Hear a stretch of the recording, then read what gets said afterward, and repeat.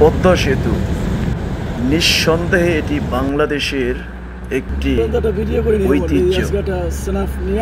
এমন একটা সময় ছিল যখন ঢাকা থেকে শরীয়তপুর যাওয়ার পথে পদ্মা নদীর পাড়ে এসে পদ্মা পার হওয়ার জন্য মুসাফিরের মতো বসে থাকতাম এবং নদীর ভিতরে তাকালে নদীর ঢেউগুলো দেখলে আসলে খুবই ভয় কাজ করত।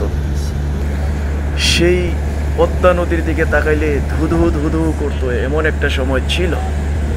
সেই পদ্মা নদীর ভিতরে এখন চমৎকার সেতু, যেই সেতু দিয়ে এপার থেকে ওপার আমরা অতি অল্প সময়ে অতিক্রম করে ঢাকা থেকে শরীয়তপুর যেতে পারি।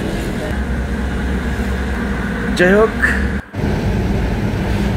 পদ্মা সেতু অবশ্যই আমাদের একটি ঐতিহ্য, বাংলাদেশের ঐতিহ্য। মহান আল্লাহ তাআলা